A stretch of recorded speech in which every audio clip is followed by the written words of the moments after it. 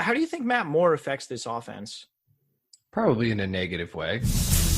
You're listening to Let's Talk Fantasy Football, where men of fantasy genius have realized, hey guys, we don't need real football skills to dominate on the fantasy field. Yeah. So slap on your pads and grab your helmet. Shit's about to get real. Welcome back, ladies and gentlemen, to another edition of Let's Talk Fantasy Football. I am your host tonight. My name is Nick Walsh, and I am here with my good friend Vinny Gonzalez. Vinny, what's going on, man? What's up, Walsh? I'm doing good, dude. How are you? I'm doing great. It's a great night for sports. We are recording this on Tuesday the 22nd. I've got the World Series on in my periffs. It is also the first night of the NBA season, so that is very exciting as I'm a pretty big NBA fan, and I know you love gambling on the NBA, so this should be a big night for both of us. I thought you were going to say LeBron, so yes, big LeBron fan. You also love LeBron, mostly just to piss off the rest of us. But hey, whatever gets you watching the games, right? Oh, yeah. Have you looked at betting on the NBA at all this year? Or Oh, yeah, I just put $1,000 on the Lakers to win it all. Sweet. Oh, yeah, they play the Clippers tonight. It should be a fun game. But by the time you guys are hearing this, that game will have finished. We will know the outcome there, and we will also know the outcome of the Pelicans-Raptors game that Zion is not playing in. Dude, how come the Zion thing wasn't massive news? Blake told me about that, and I was like, he tore his meniscus, and I heard about it literally this morning. Yeah, I mean, well, it only came out yesterday that he had gotten surgery, and I haven't been following too closely in the lead up to the season because it's fucking football season, and right. I just can't, you don't have the time. But I was like, wait a minute, what? He's just out 6 to 8 weeks now. I was so looking forward to watching him because they have something 30 national TV games this year. So I was like, Pelicans basketball is more or less going to be appointment watching for me because I want to watch fucking Zion play basketball. And they'll still be a fun team. They've got some cool players. Their other rookie, Jackson Hayes, I'm sure you don't know shit about him, but no, I do not. Watch some of his highlights from Summer League. It's just him having these absurd dunks and blocks on people. So they're going to be fun then. Yeah, they're going to be a super fun team, particularly when Zion gets back. But cool. But yeah, we'll see what happens. Anyway, guys, you're not here to listen to us talk about basketball. We're here to recap Week 7 for you, and that's exactly what we are going to do. But first, Vinny, I've already mentioned betting on this podcast, so let's make sure everyone knows that we are here courtesy of MyBookie because there's nothing else like the NFL, not even the NBA, even though we do like to bet on that as well. And you can do that now at MyBookie. And there's no better way to make the NFL games even more exciting than to bet on them. So do the smart thing, go to mybookie.ag. No one gives you more ways to win than they do. And now they got all the sports that are going on. We got NBA season, hockey season, still NFL season, college football. We got college basketball coming up. You got so many things to bet on. Isn't Thursday some kind of mega sports day, where all the sports ever are able to bet on one day? Oh, I'm not sure. It's baseball, football, hockey, NBA, all that shit. I think I said NBA twice, but I think it's every sport you can possibly bet on, I guess, in America it's going live. So hell yeah, that rules. So it's a great time to sign up for mybookie.ag, and if you use that promo code Let's Talk, it will get you a 100% sign up bonus up to $1,000. So make sure you guys are doing that. It's the best time of the year to be betting on sports and to be betting way much money than you should be on all the sports. That being said, Vin, now that we've gotten that out of the way, let's get right into it here. And we're going to start with some news from Week 7 and from the past couple days. So big news, 2 trades that we're going to start off with. First one, Mohamed Sanu traded to the Pats for a 2nd-round pick. So I don't know about you, but when I saw this news, I was like, okay, this kind of makes sense. The Pats are injured at receiver. Even the guys who are playing for them are injured, Edelman and Dorsett and those sorts of things. I get this trade. And then I was like, wait a minute, 2nd-round pick?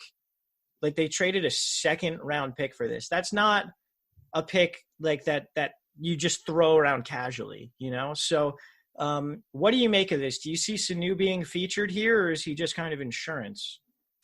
I mean, at this price, you got to think he's going to be involved a ton. I mean, they need him now. He can play on the outside, inside. He can even play quarterback, which is fucking sweet. So they can run all their bullshit. Maybe Sanu passes it to Edelman, passes it back to Brady, kind of shit like that. But I'm really curious to see what they do with him. You got to figure they want to get him involved. Second round pick, like you said, like that is extremely wild. Like it also made me think Josh Gordon's really hurt or really going back to like rehab or something too, because they are super thin at wide receiver, and bringing in Sanu for this price seems to be almost like their last ditch effort to get some help on this team. And that's a pretty high price to pay.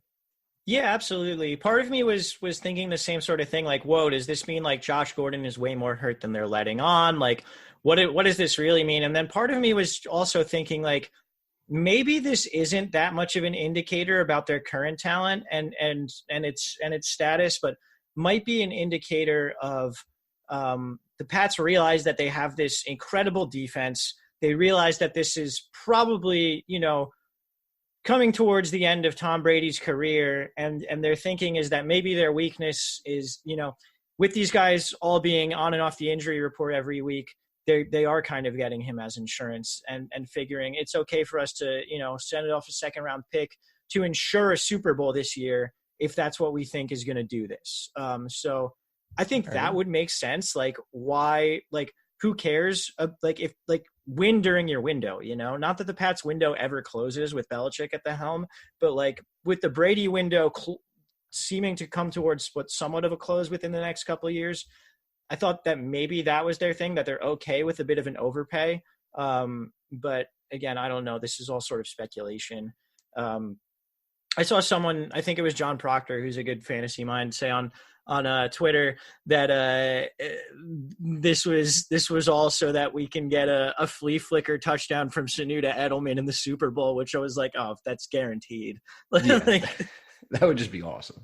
Yeah, it's 100% going to happen. But yeah, we'll see. And then the other big trade from today was Manny Sanders being traded to the 49ers.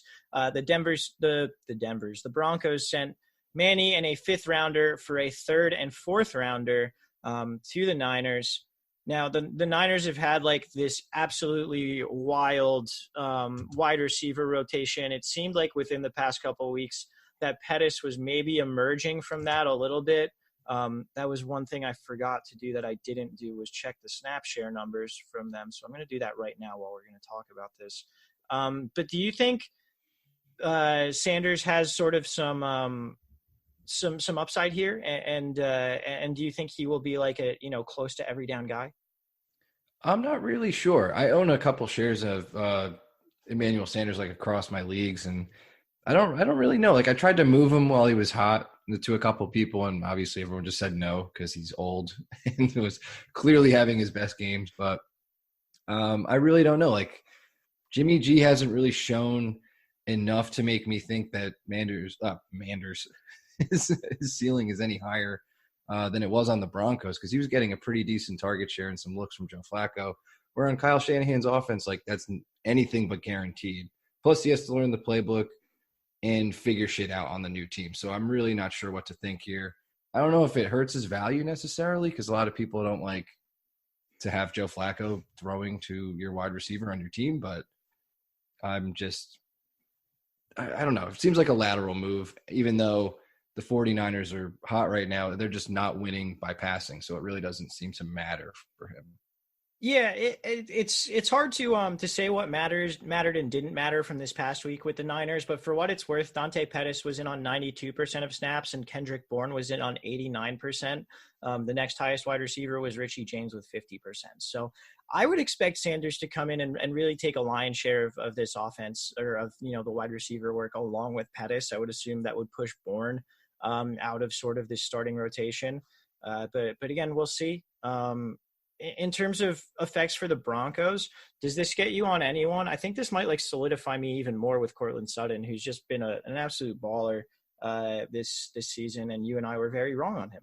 Yeah, absolutely. Huge bump to Sutton. And then I guess Deshaun Hamilton could possibly sneak in there. Maybe they get Noah Fant more involved, but I'd need, a week or two to see what those two guys do. But Sutton for sure. Ceiling is way up there now.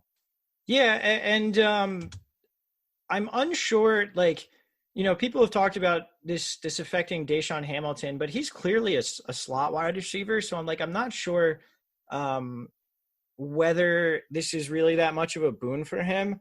And whether this affects someone more like Juwan Winfrey or like Deontay Spencer. But I'm not really looking to go out and get either of those guys. They're unproven names with Joe Flacco throwing them the ball in an offense where, they want to get both running backs a lot of work, and Sutton seems to be the headline name in the pass game. So yeah, that's kind of where I'm at there. Let's move on to the Saints. They released Zach Zenner today. To me, that's an indication that Alvin Kamara should be ready for week 8. Does that jive with you? Yeah, that makes sense. Only thing that is a little odd is, the Saints are on bye after this week, so I'm not sure if they want to rush back Kamara or Breeze and just kind of take it easy. I mean, they're playing the Cardinals, so it'd be good for fantasy, but I don't know about long-term for them rushing these two guys back. Yeah, that's definitely a valid point. It's a little bit puzzling there. You would think against the Cardinals, I shouldn't say that. The Cardinals have won their last 3 games, but what I was going to say is that you would think against the Cardinals, you wouldn't need to rush back Kamara and Breeze, particularly with how good Teddy and Latavius have both looked. But we'll see. I mean, if a guy's ready, then they're ready, so. Yeah, it's not so much a shot at the Cardinals more so than it is praising how good that Teddy and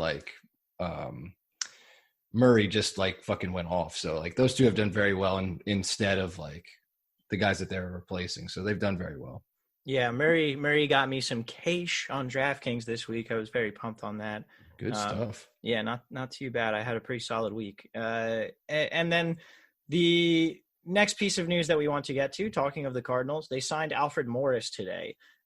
This is a fucking concern for David Johnson, because you don't sign Alfred Morris unless you think you're going to need, potentially going to need to use him as, a change of pace guy. Because TJ Logan, I believe, is injured as well, who is the guy behind Chase Edmonds. So yeah, I'm concerned. Yeah, I'm going to start freaking out about it. Especially since Cliff Kingsbury just threw out all his credibility to everybody this week. So you can't trust that fucking guy now. And it looks like DJ's more hurt than they're letting on. Yeah, I want to see news reports from this week. I want to see practice reports. I want all of that. Kingsbury, we might as well just get into this now, but the Sure. whole, he said, after the game, he was like, oh, DJ was only going to play in case of emergency. And it was you gave him the first fucking carry of the game. So that obviously wasn't true. And then later on, they were like, well, we got him out there and he warmed up and we gave him that carry and it just didn't feel right. So then we weren't using him, but we were willing to put him back in case of emergency. And there was a point in time where Chase Edmonds was just puking into a garbage can on the sideline, and they threw him back in for a snap. And then Chase Edmonds stopped puking and they immediately just put Edmonds back in. So if you're throwing the guy back in who was just violently throwing up on the sideline, I mean, DJ, yeah, I don't even know what to think, man. Something's up. I don't know. It's just, and then the way that their Twitter handled it, they thought they had to say something. Don't fucking say you should have started Chase Edmonds when literally there was zero indication that was going to be the way to do anything. You scumbags. Yeah, it was. Yeah, it sucked. It's just fuck you. And I'm in I don't know. I didn't have, it was weird because we both actually benefited on total accident because we were both, I think you were forced into it as well to play Chase Edmonds this week. Yeah. I sat him in another league though, where I played DJ. And so, you right. know, I got absolutely crushed. In any normal situation, if you're a normal fantasy player, you had David Johnson, you had Chase Edmonds as the backup, and there's zero chance that you were playing Chase Edmonds over a presumed healthy DJ. So you just totally ate that. Yeah, I mean Edmonds even when with DJ. So my thinking with playing him in like the league that I did, and I'm sure you were on the same page, was like if DJ's healthy, like Edmonds still probably has like an 8 to 12 touch projection and like pretty high touchdown equity, and he's been good. So like to me, I was like that's enough where like I can just throw him in there and hope the touchdown hits. And as it turns out, he had like a fucking huge game, but it was like he wasn't a bad play to begin with. But it was like when you factor that in and then compare to other plays, that were potentially available. It's like, well, yeah, if you have guys who you can project for more than 8 to 12 touches, you're obviously going to play them ahead of him. So I think that was the concern for a lot of people, and it just ended up fucking a lot of people. Yeah, it was just a real bad situation. Yeah. So monitor that going forward. Early signs do not look good based on signing Alfred Morris. Last piece of news we're going to get to is Gary and Conley traded to the Texans for a third-round pick. For those of you who don't know, Conley has been a starting cornerback for the Raiders. He was their first-round draft pick in 2017, now traded 2 years later for a third-round pick. So great job of using draft equity there. Conley has not been particularly good in his career for the Raiders, though he has been on and off injured for most of his time. This was the first year that he's really been healthy. And the Texans are desperate for cornerbacks right now, as their two starters, Jonathan Joseph and Bradley Roby. Oh man. Yeah. They've been down for a little bit. Yeah, they're both out. Philip Gaines was brought in to replace them this past week. He got hurt during the week. So they traded for Conley. They gave up that third-round pick. The Texans have been giving up picks for guys a lot. Like I feel like they're really trying to go like all in on this team that like is good, but like not like over the top good to where like you should be, giving up all these picks for guys, particularly with their bizarre usage of Duke Johnson. But that's neither here nor there. They're in their window, man. They're panicking, trying to keep it open. And it seems like they should just relax. Yeah. I think some of it might be like the current regime being worried for their jobs, but I don't know. We'll see. Do they still not have a general manager? Yeah, I don't think they do. So I think it's kind of if this is Bill O'Brien at the helm, the guy, and then just like losing to the Colts and just being like, fuck it, let's get rid of this third round pick because I want a job next year. Wouldn't surprise me even a little bit. So we'll see. I'm already having like cold sweats about Conley just like developing into an elite cornerback the second that he leaves the Raiders, as so many players who leave the Raiders tend to do. But yeah, do you have any insight on this? No, I'm just it's admirable what they're trying to do. I just, like we were just saying, I don't know if it's necessarily the best way to go about it, but if it's going to help their passing defense has been a fucking atrocious. So I guess anything to try and fix that seems to be a good idea right now. Yeah. And it was obvious, like when you see a smart team like the Colts with a smart coaching staff go out there and in a game where they're favored and where they're ahead, still not really run the ball that much and still concentrate on just beating the team through the air. Where the weakness is there. Like obviously Frank Reich picked out the correct game plan to beat the Texans and it's beating them through the air. So, maybe this helps out in that manner. Maybe it doesn't. I'm not really sure. Conley hasn't been great this year. All right, let's move on to the injuries. So we have Patrick Mahomes, dislocated knee. It feels like this happened like a century ago because it was the Thursday night game. I know. He's out at least 3 weeks. There's been some concerns from people that I've seen that he will be out a little bit longer. I believe they have a bye somewhere in there as well. So I've heard people by week 12, week by 11. Yeah, so I think it's week 12, and so I've heard people talk about maybe holding him out until after the bye, just to get him completely right. And I mean I'm sure a lot of that is going to depend on what their record is at that point, and what the Chargers and Raiders records are at that point, and that sort of thing, whether anyone's really making a push for their division or whether they can kind of wait it out a little bit. But Patrick Mahomes out for the foreseeable future. Obviously if you had him on your fantasy team, you're probably scouring the waiver wire for quarterbacks, or you have done so already. How do you think Matt Moore affects this offense? Probably in a negative way. Not to say no shit, dude. Not to say that he's like totally incompetent, but I feel like he'll just go in there. I think he'll probably be more game manager, and it's going to be really difficult because Patrick Mahomes really makes this fucking offense work.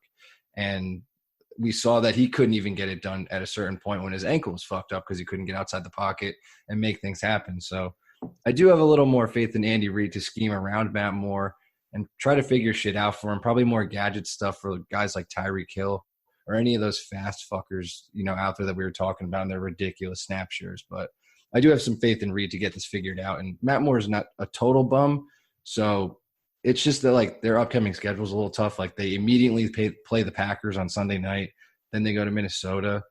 Where is that home? Either way, they still play, they go back-to-back Packers, Vikings. So that shit's tough as hell.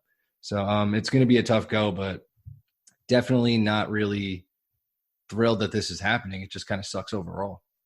Yeah, absolutely. For me, I think there's the Chiefs offense, and we'll get into this a bit more later, but they've gone from an offense where you're like, yeah, just play everyone, to I think at this point there's really two guys that are no-brainers every week, and it's Kelsey and Hill, and then the rest of the guys are situation specific based on the team and recent usage and that sort of thing. So moving on from there, Adam Thielen had a hamstring injury after catching a touchdown early in the game. So if you played him, he didn't really fuck you. Initially, it said he was unlikely to play, but now they're saying he might play on Thursday against Washington, which we will be previewing later on. Why would they play him on Thursday against Washington? I really don't know. And if he is active, I would be super scared to play him because they might just decoy his ass and then just run Dalvin Cook 30 to 40 times. Yeah. So I would be terrified. Yeah, I mean, they're 16-point favorites at home.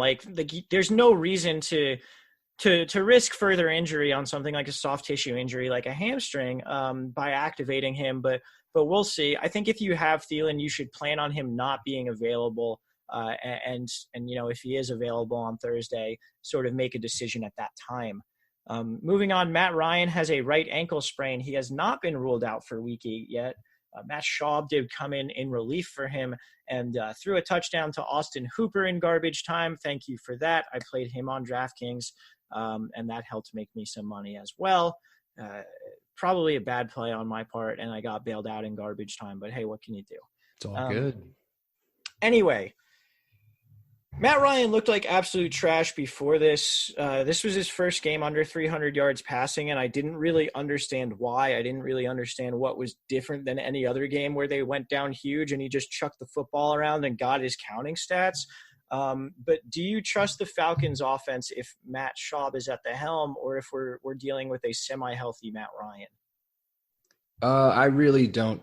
It's tough because you look at it and they're playing the Seahawks. I think they're going to sit Matt Ryan because they play the Seahawks and they go on bye. The season is fucking lost. You don't need to play him. With it, I'm assuming Matt Schaub is going to play, and that's just, I don't know. He looked better than Ryan towards the end of that game. He did, which is wild. But I kind of view him kind of on the same level as Matt Moore, where he's not going to totally fuck the game up for you, but he's definitely not someone where you're excited to play any of the pieces other than Hooper and Julio. Freeman might catch a shitload of passes, especially with the injury to Ito Smith. And with the loss of Sanu, Ridley might do some stuff. But if Matt Ryan's not in there getting all this garbage time work and putting up 300-yard games, you got to have a lot of concern for what Matt Schaub is going to do or what they're going to try to do offensively. Yeah, I mean, this is taking some thunder from the preview, and I'll let those guys, say whatever they're going to. But the matchup against the Seahawks doesn't scare me. And with Sanu being gone, I feel like the target share just tightens a little bit more to where, he's basically got three guys he's going to be going after, because I don't think Russell Gage is going to factor in too much after taking over for Sanu, or at least I fucking hope he doesn't. Just spread these targets among the three guys and then maybe a little bit to Freeman. Call it, go down huge, get your garbage time stats, call it a day. That's all I want from them. Moving on from there, we have Will Fuller with a hamstring injury. He is expected to miss several weeks. This makes Kenny Stills the number one wide receiver pickup, as he will be stepping directly into Will Fuller's role, and we know that he is a good deep threat. I think it also makes Keke Coutee a priority pickup, as he will now be the full-time slot receiver, as opposed to sort of splitting those snaps with Stills as he was in the past several weeks. Do you agree with that? Yeah, I couldn't have said that better myself. I love that call. Do you consider Will Fuller like droppable at this point, especially since the timetable is pretty much just up in the air? But, he's had this injury with, the hamstring pretty much his entire career and just staying healthy. So I consider him droppable. I just want to see where you're at with that. Yeah, I don't hate that. I think if, particularly if you're like a bad team, like if you're a good team and you have room on your roster to kind of hold him and you'll survive through the bye weeks and that sort of thing, like I would hold him. But if you're a bad team and like the playoffs aren't guaranteed, like you don't need to hold on to Will Fuller, because at this point, if they're saying he's out several weeks, he's likely to be an asset like in the fantasy playoffs, but not necessarily before then. So if you're in this push to make the playoffs and you need all the help that you can get, yeah, I'm not opposed to dropping Will Fuller at all. I hadn't considered it at all before you said it, but I think you're right there. Yeah, I think it makes sense. And even if you're one of those teams that holds on to him till the playoffs, like Will Fuller hasn't been great outside of that huge fucking blow up game. So I don't think you're really hurting yourself either. Yeah, that's a great point. That is pretty much the only game in which he's done shit. The rest, he's honestly like, he's looked pretty middle bad. Of the pack. Like he's made a lot of mistakes that have prevented blow up games for him in other games. But anyway, Kerryon Johnson, this sucks. Had a procedure this morning, placed on IR. It's a knee injury. They've been very vague about it, but they put him on IR, so he's obviously not eligible to return for quite a while. In his stead, Ty Johnson got basically the primary back work, and J.D. McKissick did still kind of keep his role as a passing down guy. I'm interested to see whether they activate Paul Perkins or Trey Carson from the practice squad. But we just talked about Stills being the number one wide receiver pickup. Ty Johnson has to be the number one running back pickup, right? Yeah, definitely. I just think you're a little less excited about this one just because Matt Patricia and what he wants to do there is just so – you just don't know what the hell he's going to do. So we will see a massive change there in how they run things, I'm assuming, because Kerryon can do it all. And I don't know necessarily if Ty Johnson can pick up all that work, but he's definitely one of the better ads this week that has – actually this waiver week has like more action than we've seen in a little bit too. Yeah, this is a pretty decent week for waivers if you do need to pick guys up. It's a lot less bare than it has been the past 2 weeks where it seemed like there's just been no one there at all. My concern with Ty Johnson is it seemed like he was the primary back for this game, but like they're going to activate one more running back. That's just going to happen. And like Matt Patricia hasn't made Kerryon his like 100% like bell cow. Why the fuck would he now make Ty Johnson that? Like Kerryon's better than Ty Johnson. So, even though he got most of the work after Kerryon's injury in this game, like I would be surprised if he sees more than 60% of the snaps, 60% of the touches out of the backfield, which still could be enough to make him usable in fantasy, but definitely temper expectations. Like you're not getting a bell cow here. Yeah, for sure. And then if you are the Kerryon owner, like you're just praying that you get this guy as like a fill-in for your running back spot, and you'll take whatever you can get. And if it's a 60% snap share on a team that likes to run the ball, somewhat, that's fine.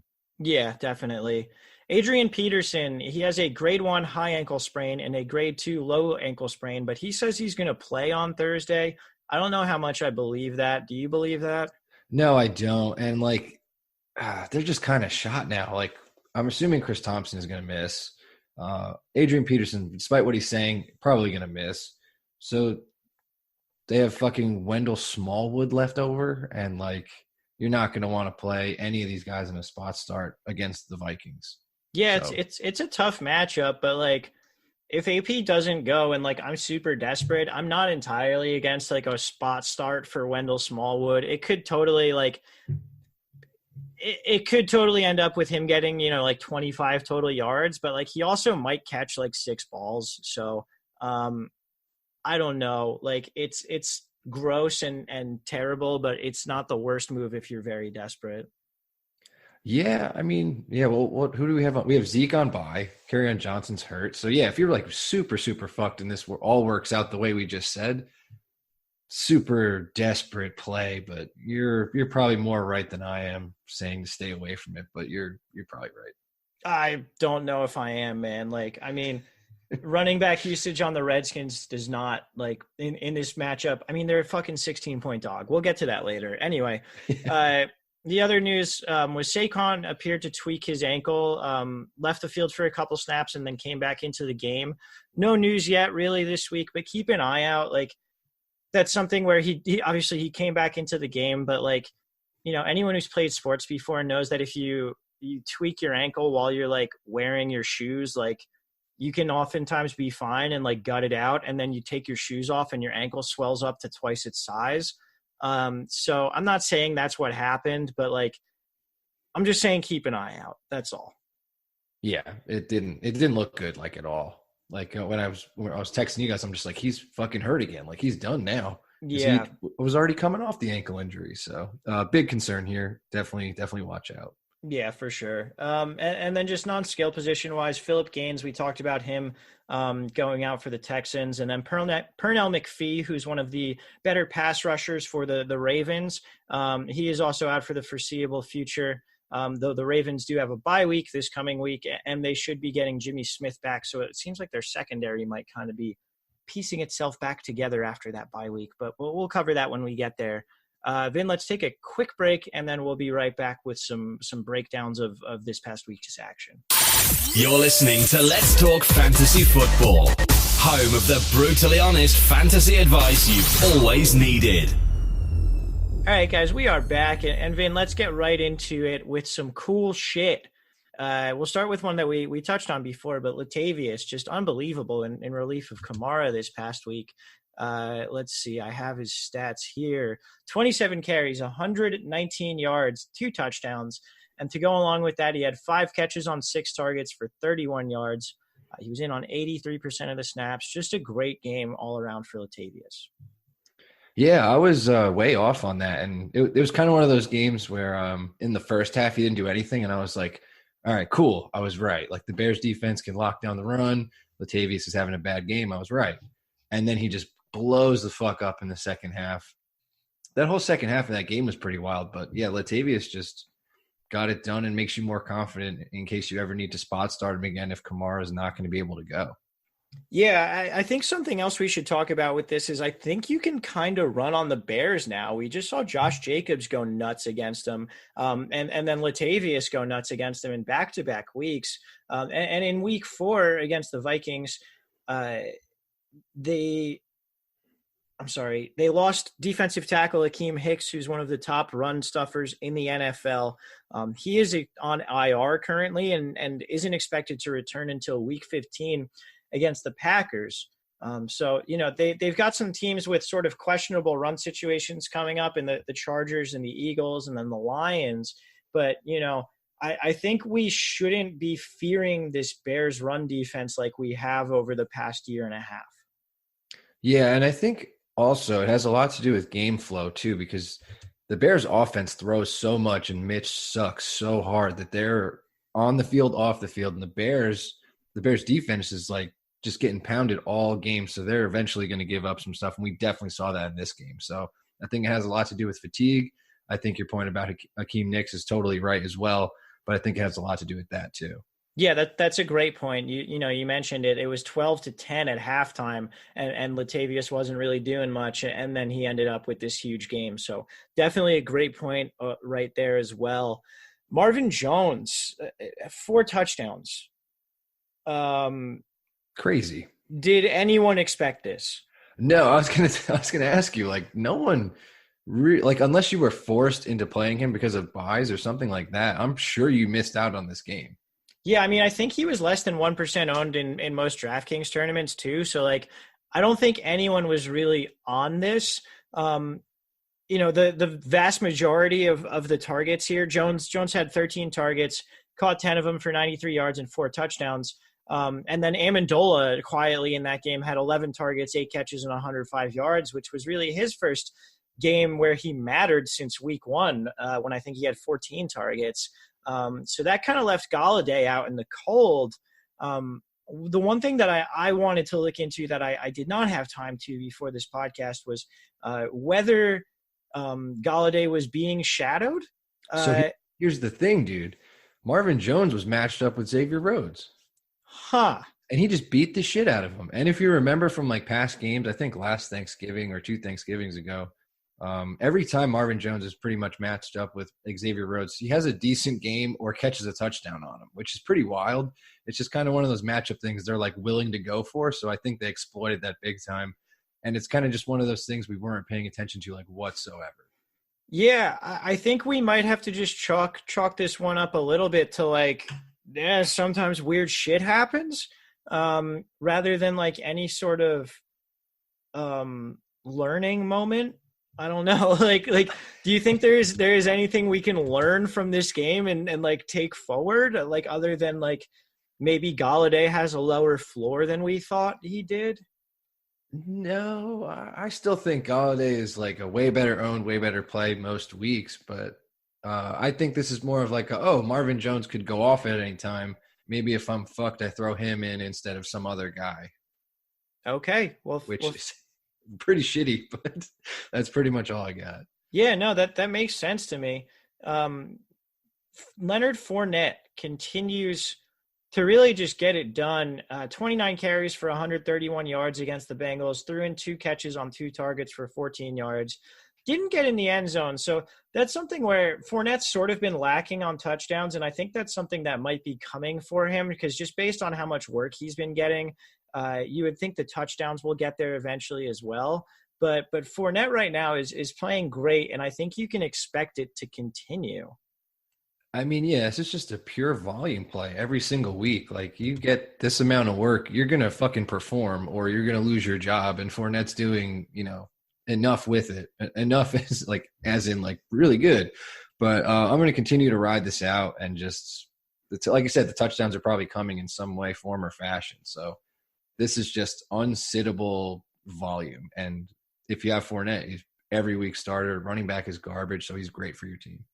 Yeah, it's interesting that over the next couple of weeks, they get some teams that are a bit of pass funnels, like not entirely pass funnels, but just defenses that are easier to pass on than run on in the Jets, the Texans, and the Colts. We'll see. The Colts are getting Malik Hooker back, I believe, this week. So maybe their pass defense shores up a little bit. I don't really know. But I think just like you said, it's a volume play at this point. Fournette's going to keep on doing things if he keeps getting this volume. Yeah, definitely.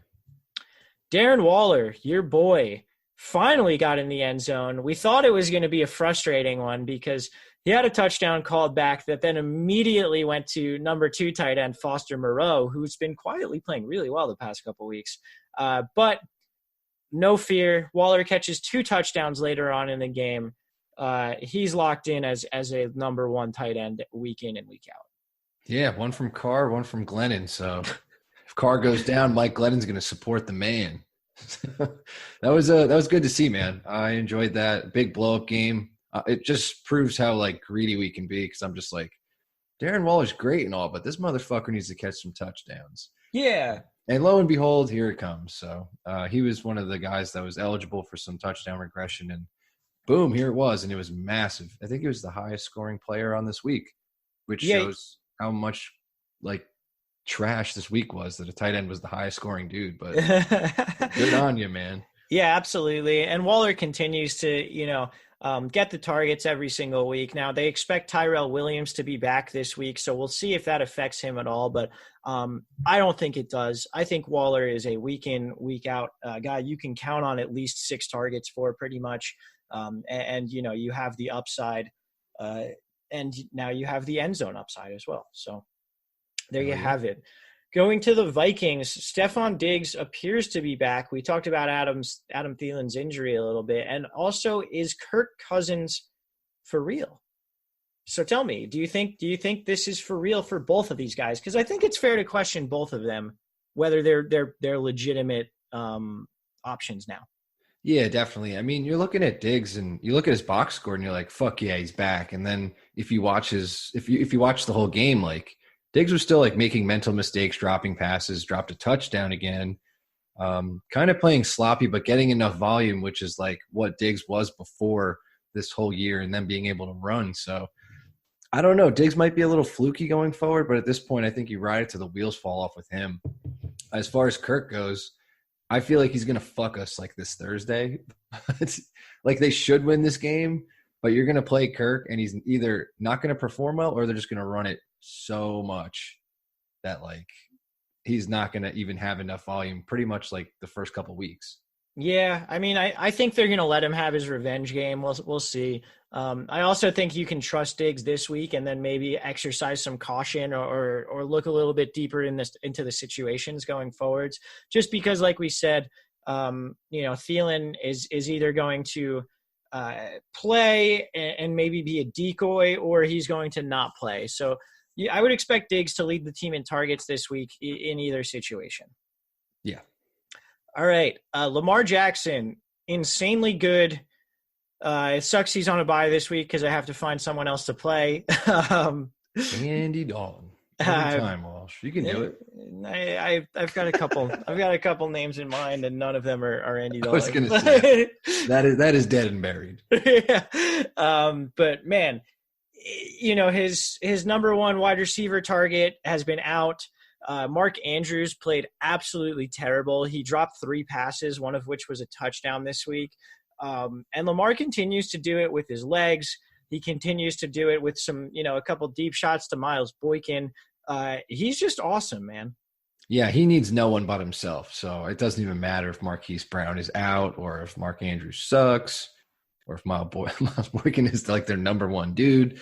It doesn't matter. He's fucking wild. And like, I don't know how the hell you're going to stop him, because it's not like the Seahawks weren't trying to the entire game. Like they just could not tackle the fucking dude. So it remains to be seen what you need to do to stop this man. And like, he is just performing at such an elite level.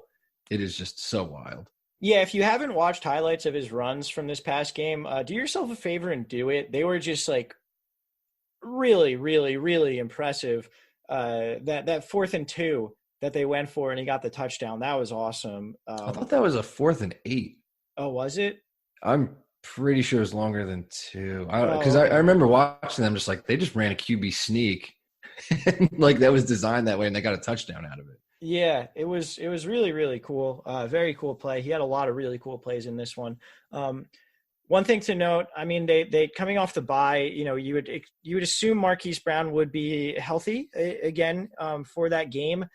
It seemed like with Marquise Brown out, they've been willing to design more runs for him, which makes total sense, right? Absolutely. But with Marquise Brown healthy, they were trying to pass the ball a little bit more. They were handing the ball off to the running backs a little bit more, whereas without him, they've been, featuring Lamar more as a runner. So I'd keep an eye on that. I think either way, he's going to, keep his value just because he's been so good. But the way that they've used him with and without Brown on the field has been noticeable. Yeah. All right. Last thing under cool shit, the Packers, specifically Aaron Rodgers, just went absolutely nuts this week. 6 touchdowns total for Rodgers, 5 passing, 1 rushing. Is Aaron Rodgers back to an every week starter, or was this just a matchup against the Raiders?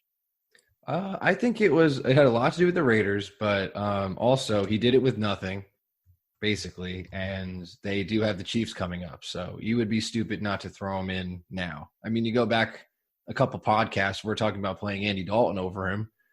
We do that pretty much every podcast, but it was good to see him like back in vintage form. So it was very cool to watch. And again, did it with like MBS was hurt, Geronimo Allison was hurt. Alan Lazar was their main dude, presumed going into it. Jimmy Graham looks like shit and has, been doing nothing. They come out here and just smoke the Raiders completely. So it was good to see Rodgers just slinging it again. Yeah, definitely. And so their matchups kind of go back and forth over the next 6 weeks or so. So we get Chiefs, Chargers. Cool. We like both of those. Panthers, Niners, don't like those ones as much. And then Giants, Redskins, love those. So you've got a little bit of parity in terms of quality of opponent, and maybe you want to make different quarterback decisions on those Panthers and Niners games. That being said, Rodgers looked absolutely great here. A quick note, because you mentioned their wide receivers, and the stats were all over the place, but I did want to talk about sort of the breakdown of who was on the field. So let's start with the running backs, where Aaron Jones was in on 57% of the snaps. Jamal Williams was in on 40. And then for the first time this year, Dexter Williams worked in a little bit, only 10% of the snaps. Might have been just been due to garbage time. I didn't actually look into when the snaps came. Pick them up. Yes. So we'll see. Jones, 12 carries for 50 yards, 4 targets, 4 catches, 33 yards and a touchdown. Williams, 3 carries for 5 yards, 5 targets, 4 catches, 26 yards and a touchdown. So Jones clearly the leader in terms of actual running, and then both of them are working in the pass game pretty well. And then the wide receiver split was very, very interesting to me. And I don't know if there's too much to take away going forward, because MVS and Allison might have both had their snaps limited due to the injuries that they came into the game with. But in terms of snap percentage, it actually went Lazard leading the way at 85%, Kumaro second with 72%, Allison third with 57%, and MVS fourth with 33%. Now, in terms of targets, the way it went was Allison, Lazard, MVS, Kumaro. And, of course, MVS and Kumaro both got in the end zone, even though Kumaro clearly stepped out of bounds and they didn't overturn it, which was bizarre to me. Oh, so stupid.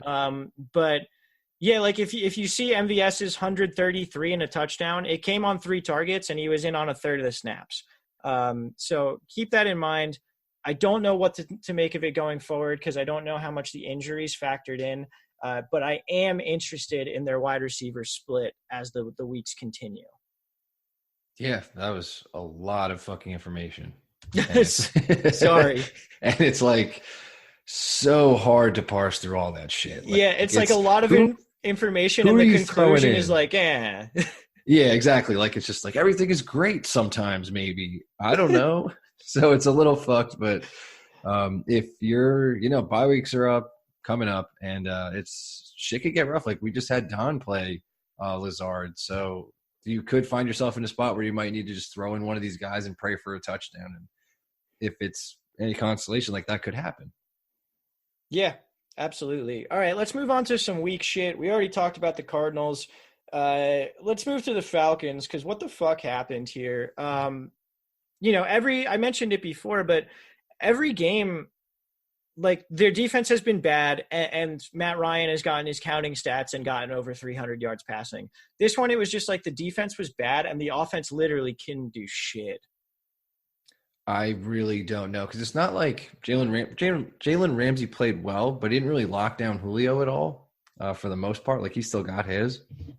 So I don't know. It just might have been their defensive line just wrecking people. Mainly Aaron Donald, like, choking the shit out of Freeman, and then Freeman getting ejected for kind of defending himself. Yeah. That was so wild to me. Freeman punched him in the helmet and then got ejected. Yeah, it's like, did you not see Aaron Donald pick him up by his throat? Yeah. Just unbelievable. But yeah, I'm really not sure what happened here. Like you said, this is like Matt Ryan has been making a career off this shit. So it was rough to see. I was pissed Freeman didn't get his 8 catches in garbage time.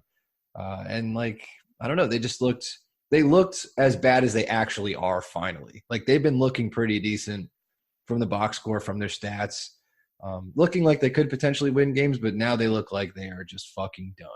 Yeah, very much agreed. I think I'm going to chalk this one up as just kind of like, I guess that can happen sometimes, and going to assume that they'll continue to get their counting stats going forward. The Bengals, another team where they've, in previous weeks have gotten their counting stats, and this week the only guy to get them was Alex fucking Erickson. What do we do with the Bengals going forward? Drop them all. They're fucking awful, dude. I don't know. Like, it's just like, do you own Joe Mixon anywhere? No, and thank God. I was going to say, I actually kind of got saved by a bunch of people in a lot of drafts. Like I think I have him in one league, but people were taking him like right before me, or a couple picks right before me. But the stat line that he put up was like borderline impressive. Like you can't even think about this. It was like 8 rushing yards and was it 10 attempts and like 1 touchdown. It's just like, what the fuck is this? How is that even possible? They cannot run. They can't move the ball. It's not a good offense. It's not a good team. No, it's absolutely not. And Dalton has looked completely washed. At this point, they should be actively trying to lose to the Dolphins in Week 16 to ensure themselves the number 1 pick to take their preference at quarterback. But we'll see what happens moving forward from there. You said drop all of them. An over-exaggeration. Yeah, I mean, Tyler Boyd is still top 5 in the NFL in targets, and despite his very, very bad past 2 weeks, and he played bad this past week. He had 2 drops. He had a fumble. Tyler Boyd was not good. But over the past 2 weeks, I'm just going to go through this quickly. Tyler Boyd has had 23% target share. 26% target share. Alex Erickson has had 24% target share. And I noted to you before that Boyd has actually still been in the slot despite Alex Erickson being small and white. Turns out you can actually play those guys on the outside sometimes. And then Auden Tate has had 21% target share. With the real lack of any sort of targets to tight ends and with the amount that I would expect the Bengals to be passing, I'm still not really completely off those guys. In an offense like a wide receiver who's getting over 25% target share has to be played every week. I don't care how bad the team that he's on is. Yeah, no, I completely agree. It's just when you're playing Auden Tate or you're playing Tyler Boyd, like Tyler Boyd, volume play, low touchdown upside. Auden Tate, definitely touchdown upside, big body, but will get harder to catch balls, especially in an offense where Andy Dalton is not hitting people consistently. They're just bad. He has no time to throw. So the risk you're getting into, but again, like Tate hasn't really burned you. Boyd's burned you a few times, but he's still, I think, floating around like wide receiver 17 on the season. So he's had his blow-up games, had his awful games like this past one, but there is still some stuff going around for the Bengals that'll keep you in there, and they have to throw every single game. So it is what it is for now. And you're right, there are still some dudes to play. I'm just like super upset that they're 0-7. That's definitely fair. Mixon, I think it's absolutely fair to be actively trying to sit Mixon at this point. All right, let's move on to the Seahawks, who had a real down week against the Ravens this week. Wilson made some uncharacteristic mistakes, throwing 2 interceptions. And I guess we might as well use this to we were going to debut our new segment, Whack-Ass Receiving Cores, to go along with Whack-Ass Backfields. Let's talk about the Seahawks one right now. Because, weeks 2 and 3, Tyler Lockett really dominated this pass catching game. And then in the past couple weeks, it's been Lockett and Disley and Metcalf and that sort of thing. But I've got some stats here on sort of the Seahawks breakdown here. So, this past week, Metcalf had 9 targets, Lockett had 7, Jerron Brown had 6, and then Jacob Hollister, who was surprisingly playing more tight end than Luke Wilson, also had 6. But over the last 4 weeks in general, no one on this team has had more than a 17% target share. And no one on the team has had more than a 20% market share of air yards. Both of those numbers, surprisingly enough, belong to DK Metcalf. So he's leading them in both target share and market share of air yards. But again, none of those numbers are particularly impressive. And that's particularly the case in a low passing volume offense like the Seahawks. So you're not getting a ton of passing volume to begin with, and no one's really dominating the share of anything. So, I was very bullish on Tyler Lockett going into the year, less so on Metcalf, but I feel like all of these guys, Lockett, Metcalf, even Jerron Brown to a certain extent, I feel like all of them are guys that you throw in and are like, man, I hope this is the week they get a touchdown. Yeah, and then Tyler Lockett's the guy where you get the benefit of the doubt every single week. Like, this guy could go off and have like 37% of the target share this week. I don't think you can really say that for any of the other guys, so I feel a lot safer with Tyler Lockett. But I feel like they're misusing Tyler Lockett. Like they should be using him everywhere and throwing to him way more than these other guys. Yeah, And I just can't expected explain him to it. eat.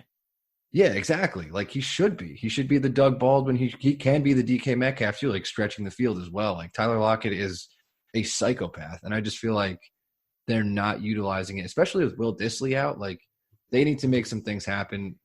Russell Wilson no longer has like that security blanket that he's been having with Dissly, you know. So they need to change up that offense, I think, and I think this might have been their wake up call for it. Yeah, hopefully so.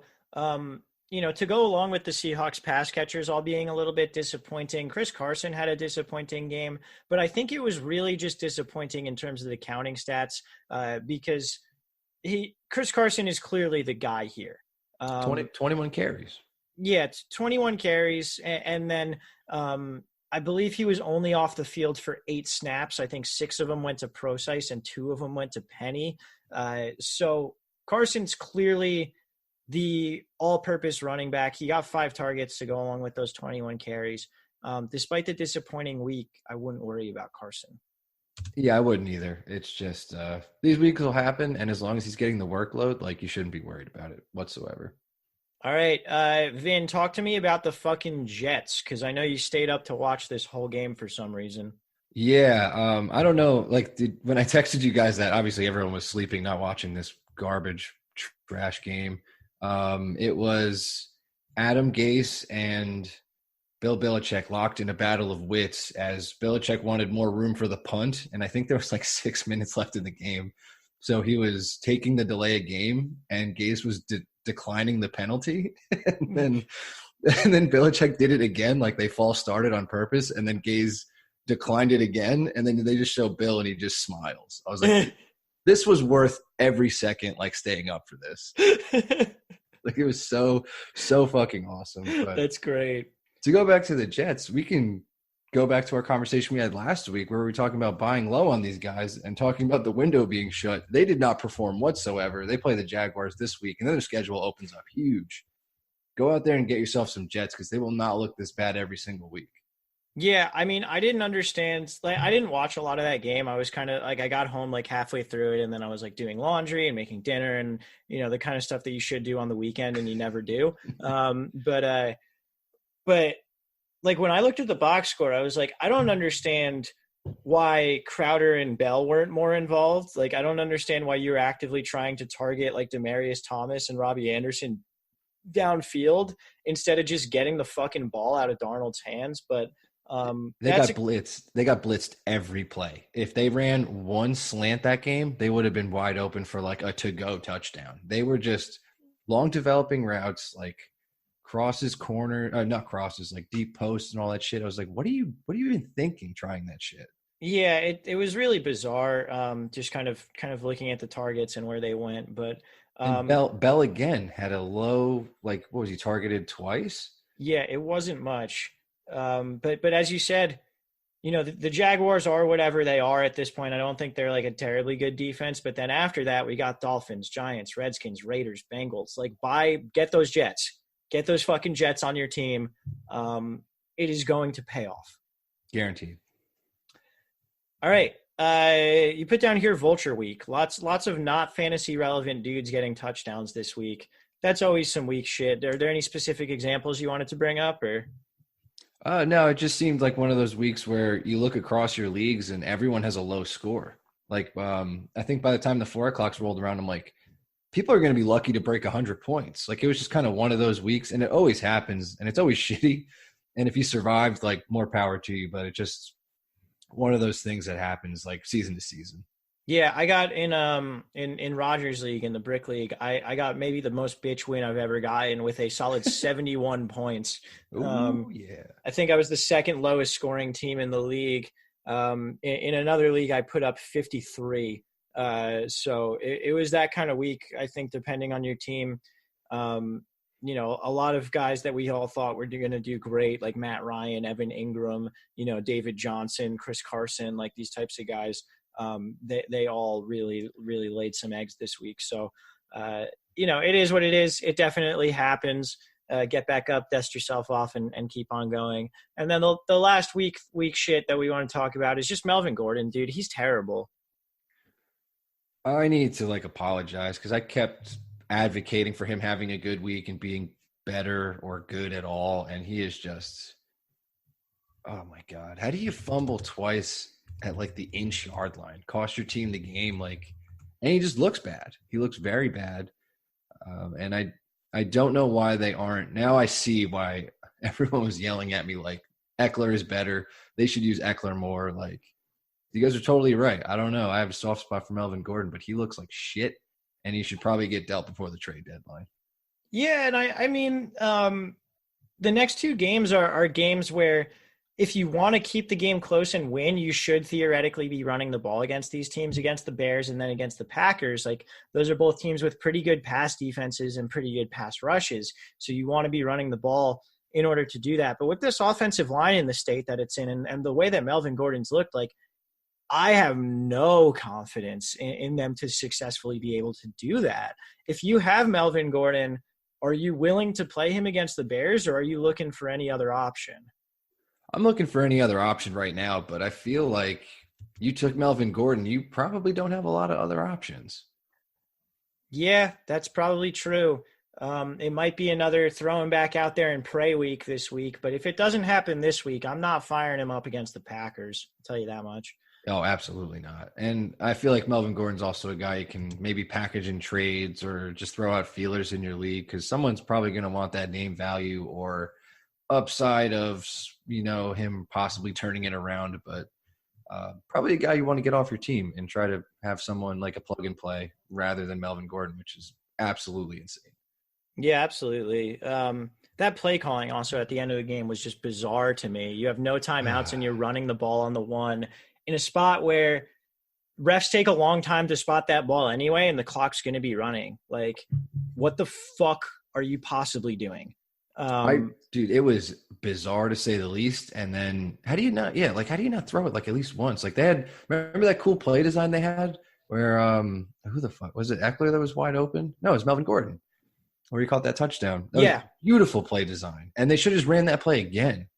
Yeah, dude. But anything other than what they did.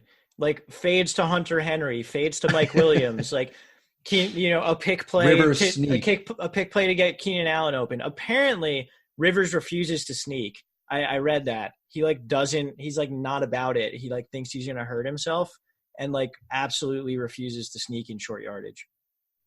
Huh. Yeah, I don't know. I did not know that at all. Makes me like him less, but whatever. No, he's still the best. All right, let's move on, Vinny, to a couple whack-ass backfields, and we're going to start with the Chiefs. We mentioned how you're going to want to play less Chiefs without Patrick Mahomes in the lineup. But I think, even with him, this backfield split is really, really bad. And it doesn't help that Damian Williams has been atrocious. So bad. Just really, really bad this year. But just breaking down the snap share from this past week, McCoy 43%, Damian Williams 28%, Darrell Williams 30%. And then the usage, McCoy 12 carries for 64 yards. He added in 2 catches on 2 targets for 12 yards. Damian Williams, 9 carries for 7 yards, 2 catches on 3 targets for -1 yards. And then Darrell Williams, 2 catches for a yard. 2 carries for a yard, 2 catches on 2 targets for 5 yards. You can't play any of them. Yeah, and I'll say the same thing I did last week. If you're playing anybody, it's McCoy, and that sucks. That's pretty much it. Do you have maybe any sort of confidence in McCoy being leaned on a little bit more with Matt Moore at the helm? Maybe just becoming a volume play? No, I think they mix these guys in and call different plays. I feel like Darrell Williams will probably do a lot better. He seems to be the guy they like to go to for bigger plays or design more shit for him. It's just he's so unpredictable and you don't know when they're going to use him. That scares me. So the volume play is definitely McCoy, but I just don't think the volume is necessarily going to be what you're thinking could possibly be his projection. I don't think he's going to reach anywhere near 20 touches for the game. So right. I think he keeps it well under 15 every game. All right, fair enough. And then moving on to the other whack-ass backfield, we'll do this one real quickly because I didn't even bother gathering the stats for them. I just have the general idea. The Dolphins are trying to do what the Niners were doing earlier in the year with like Breda, Mostert, Wilson, except they're doing it with Mark Walton, Kenyon Drake, and Kalen Ballage, and also their offense fucking sucks. So Mark Walton is leading the team in carries. Kenyon Drake is getting a couple carries and a couple targets per game, and then Ballage is the goal line back. Don't start any of them, please. Yeah, definitely don't. Whatever. If you're still holding on to Kenyon Drake, like to get dealt, I guess you can, what is it? The 29th is the trade deadline. You can make it another week. Fuck it. Yeah, whatever. I would have dropped that one a long ass time ago. I think the big thing here is just that Walton is fool's gold as long as Ballage is getting goal line carries is sort of what I wanted to establish. For sure. But the credit to Mark Walton, like he hasn't looked terrible. He looks decent, unlike it for whatever that is. Yeah, he's clearly looked like the best back on the team, I think. So take that for what you will. Exactly. All right, and then whack-ass receiving cores. We've got two more of them. The first one I want to talk about is the Rams, and not because they're entirely whack-ass, but I'm going to go through again past 4 weeks here of the Rams' target share and then their market share of air yards. And just so everyone sort of understands this, the market share of air yards, we've talked about air yards before. It's average depth of target times targets. So the market share of air yards is going to be the percentage of air yards on the team that each receiver is getting. So I'll go through some of the counting stats as well here, but I don't want to get too dense. Past 4 weeks, Cooper Kupp, 46 targets. That's a 26% target share. He's been pretty good. Turned that into 305 yards and 2 touchdowns. He's also gotten 24% market share of air yards. Gerald Everett, 34 targets over the past 4 weeks. That's a 19% target share. That's pretty solid for a tight end. He's turned that into 239 yards and 2 touchdowns. And also, like Kupp, had a 24% market share of air yards. Robert Woods, he's had a 19% target share. That's been 35 targets. A 20% target share. That's my fault. And he's turned that into 292 yards, no touchdowns for him. Only a 19% market share of the air yards. And then Brandon Cooks, only 22 targets. That's only a 12% target share. Not great. He's turned that into 177 yards, but he still has a 22% market share of air yards. So that's higher than Woods and almost as much as Kupp and Everett. So I think just to put this into terms that are maybe easier to understand, Kupp has been consistent. He is consistently good. He is maybe not going to have some of these ceiling games that he was getting earlier in the year on as consistent of a basis as we thought. Gerald Everett is a huge part of this offense, needs to be owned and needs to be played every single week if this is going to continue. A 24% market share of air yards for a tight end is a lot, and we know they also like him in the red zone. Robert Woods, I think you can kind of sit at this point because he's not getting targets. He's not getting a ton of targets like Kupp, and he's also not getting like the downfield work like Cooks. So for me, he's just sort of like a low floor, low ceiling guy. And, maybe he's going to blow up one of these weeks, but like, I don't see it at this point. He just seems like a guy who's not guaranteeing you any sort of floor and also not offering you a ceiling. Cook's target share is abysmal, and that is a huge red flag. That being said, I think he's got some blow-up weeks in him. I just couldn't really tell you, based on that 22% market share of air yards compared to his 12% target share, like he's getting targeted down the field. But I can't tell you when those blow-up games are going to come because I was like 97% sure it was coming this past week. Yeah. Well done, Walsh. I don't really know what I can add. I'm just going to make myself sound stupid. But well done. Lots of good information and making me rethink that I should get rid of Woods or something because I have him on like every team. And I'm like, yeah, he's great. He gets me 7 points, sometimes 11. I mean, if you want between 7 and 11 points, like, yeah, man, he's your guy.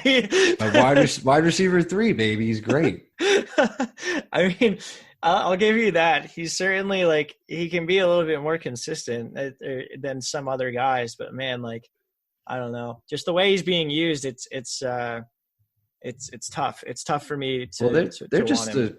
a totally different offense than what we were projecting, and I think this whole season has kind of been us trying to correct or figure out what the hell is going on with them. And like I think you breaking down the wide receiver core like that is definitely a good insight to just letting people know the Rams are not what they were a season ago or even 2 seasons ago. So it's just like totally changed. And we didn't even touch on like Todd Gurley or anything like that. They've just completely turned around in probably a negative way, mainly because they're just not as explosive, not as consistent. And, I think a lot has to do with the offensive line and them not being as healthy as they were and rotating guys in and out as well. Yeah, I very much agree with that. I think it's easy to retrofit a narrative to an outcome, but I think you can kind of explain Everett's increased usage as well as the decrease in efficiency of the deep pass game, as well as Robert Woods' lower depth of target, in that basically the offensive line just isn't as good and Goff hasn't had as much time to let routes develop downfield.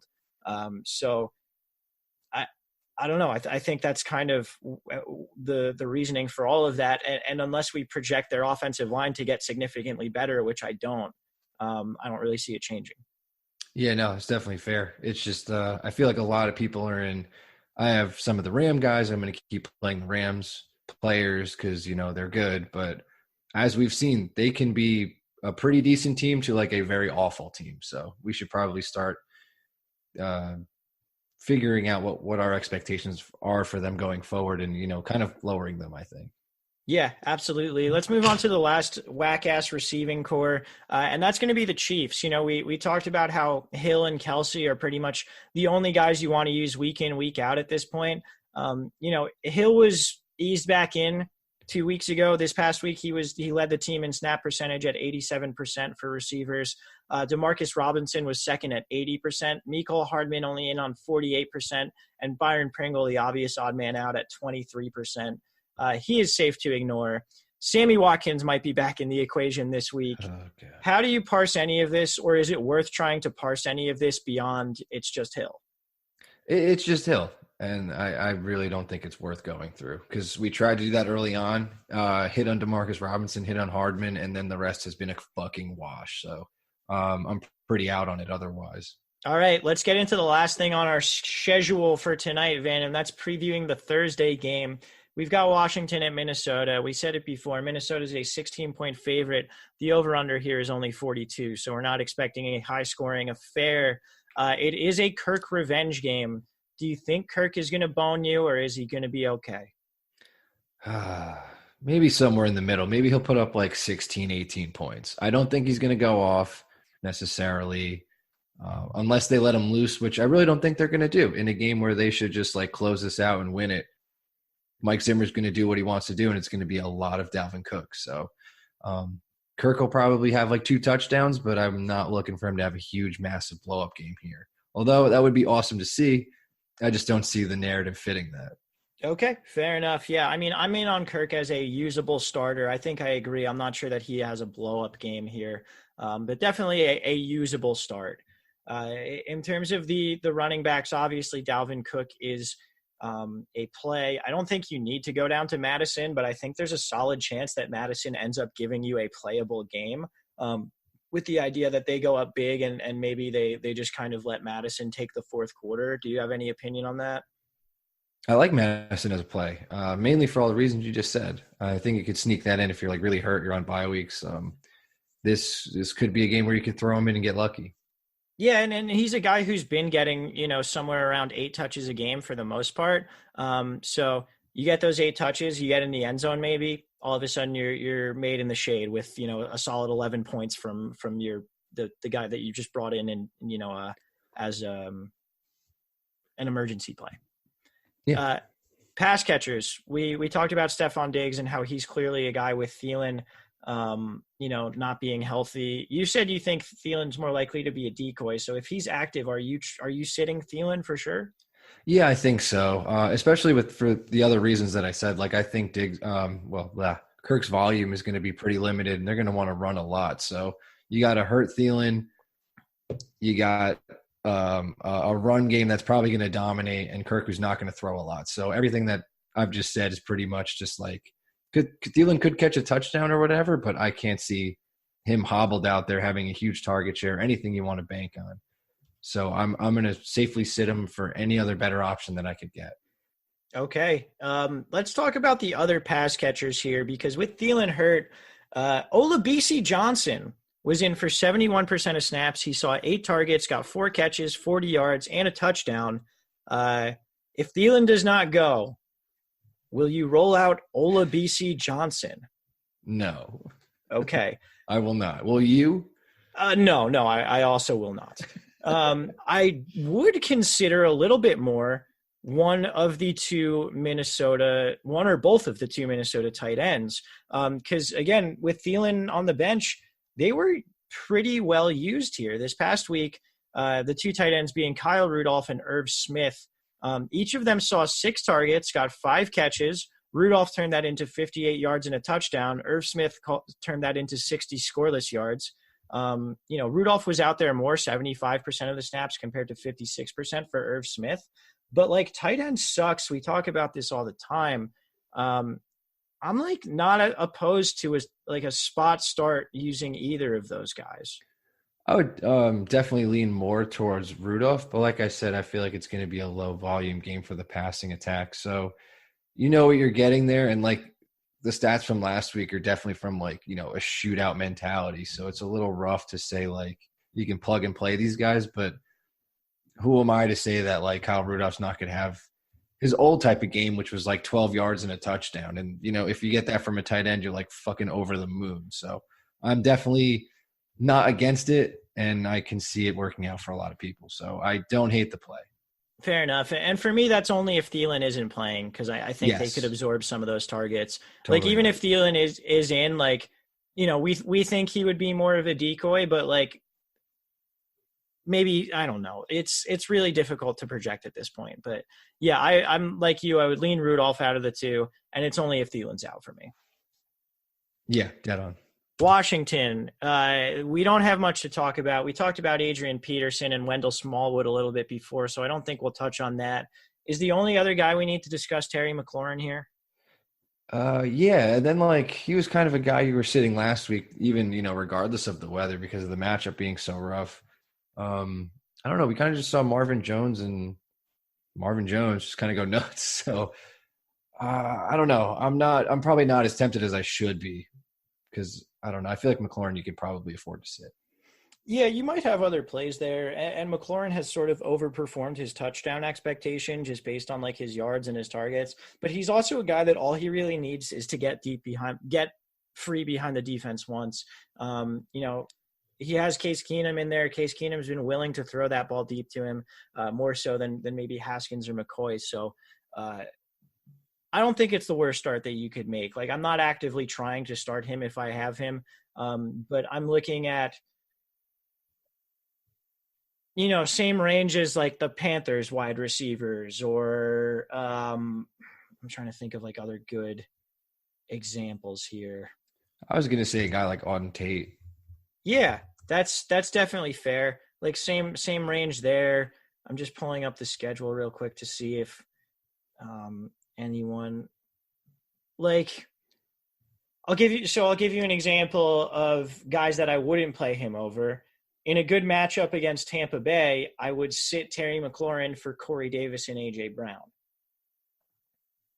Okay. I mean, that's hopping right into bed with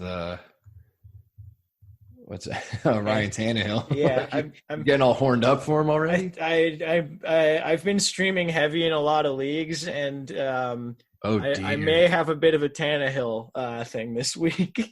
Oh my Christ! I'm glad we're not doing the preview. Yeah, I'm gonna be real, like, upset with myself probably on like Sunday evening when when Tannehill does Tannehill things, and I'm like, why'd you do this to yourself? Why'd you make yourself go so heavy on Ryan Tannehill? But not to go down a path, but he didn't look half bad. Right? I know And then Davis and Brown both got 8 targets each. They played Brown over Tajay Sharp clearly for the first time all year. Like, they get Tampa Bay. Their pass defense fucking sucks ass. I don't know. Like, things are lining up, and they're lining up in a way that things line up like this for me, and they don't work out. You know, like everything lines up in my head for this kind of play, and it's normally Andy Dalton who's like the guy like who becomes this person. Like Ryan Tannehill is going to be this week's Andy Dalton for me.